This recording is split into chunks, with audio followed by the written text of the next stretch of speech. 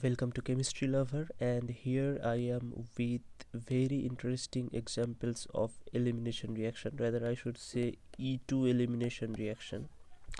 And from these two particular substrates, this A and B, we can form several questions. So I will just tell the points what you have to note, and these points can be utilized in forming various MCQ questions. So first one is, you can see from this A, if you react it with sodium ethoxide, you will get two products. This, let's say this is 1, this is 2, and this 1 is major whereas 2 is minor, and the ratio is about 3:1. So this is number 1 point. Second point is, if you react B with sodium ethoxide, you will get only one product, and this is the only product. Here you don't get major minor, but here you get only one product, exclusive product. This is regioselective, not regioselective, but yeah, regioselective reaction. And regio, in this case the selectivity is 100:0, like that, right? So you get only one product. So this is second point.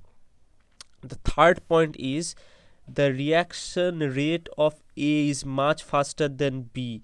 So if the rate of A is RA, then it is 250 times faster than rate of B. So rate of A is 250 times faster than rate of B. Now these are the three summary of these two reactions, right? So if you just remember this three summary, you can answer any question out of these two substrates. Now let us explain why these are the cases. So for that we have to draw these two molecules in their proper chair form, but for that I will first redraw these two structures. So the first one is this one, where the methyl is above, then this chlorine is below, and this isopropyl group is also below. So this is A, and for our B it is like all the things are same. Here the methyl is above, the isopropyl is below, but here the chlorine is also above, and this is B, right? I just drew it in a new way or in other way because it will help us to draw it in the chair form. Now we can easily draw the chair form of these two. So for this A molecule, the chair form would be like this. Yeah, so this is the chair form. Now this methyl is above, and also this isopropyl is below, so both are equatorial. You can see this is also equatorial, this is also equatorial, and this chlorine is below. So here you have the chlorine which is in the axial position. For the other molecule, the substrate B, it will be similar. So here also the methyl is above, which is equatorial, the isopropyl is below, which is equatorial, but now the chlorine is also equatorial. So this is the only difference. Here the chlorine is axial, here it is equatorial. Now in this particular form, you can see this chlorine has two anti-hydrogen, this one and this one. So we can point it, anti-periplanar hydrogen 1, anti-periplanar hydrogen 2. And for E2 reaction, we know that the leaving group chlorine and the hydrogen, they should be anti-periplanar to one another. So both these hydrogen 1 and hydrogen 2, they can undergo the E2 elimination reaction. But now you can see this is the major product and this is the minor product. Why?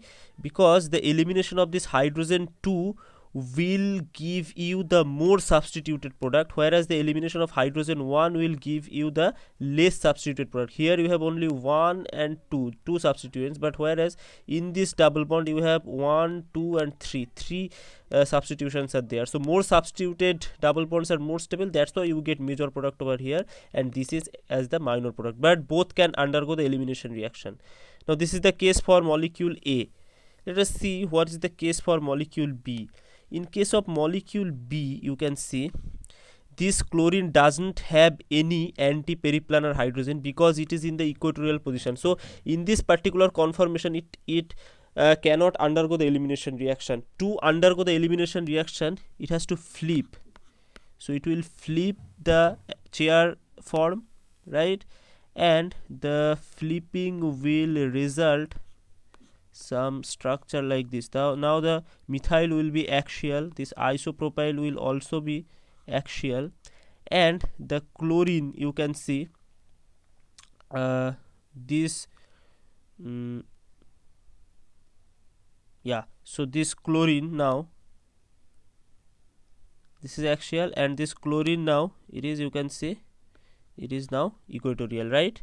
So this the chlorine is now also now also axial. So all these three substituents, this methyl, this isopropyl, and chlorine, now all are axial. Now in this particular conformation, you can see there is only one hydrogen, this is anti-periplanar to this chlorine. This chlorine and this hydrogen, they are anti-periplanar. There is no other hydrogen which is anti-periplanar to this chlorine, so only these hydrogen can be eliminated. So your base will come, it will take this hydrogen, this bond will go here, this chlorine will leave, and from here you will get this only one product, this one. So here you don't have selectivity, you have only one option, and that's why you get only one product, not major minor but exclusive product. So this answers why we get two products in case of molecule A and one product in case of molecule B. So it is clear. Now why the reaction rate of A is faster than B and it is 250 times faster? Why? Now we have to answer this question. So for that, again you can see the reactive conformation from where the elimination reaction is occurring for molecule A is this one, where the large groups like methyl and isopropyl, they are equatorial, right? But the reactive conformation of molecule B from where the elimination is occurring is this one, where this methyl and isopropyl, they are axial, right? And that's why if you consider this one as A and A dashed and this one as B dashed, so A dashed is lower in energy than B dashed, so the population of B dashed in a particular reaction mixture is very low compared to A dashed, right? So most of the molecules are in this equatorial form and very few molecule will flip to the axial form, and only those molecule that flipped in the axial form, that will undergo the elimination reaction. So the population of the reactive conformation for molecule B from where the elimination reaction is occurring is very low, and that's why the reaction rate is also low. So this is the simple answer. So I hope that you understood the concept. Thank you for watching.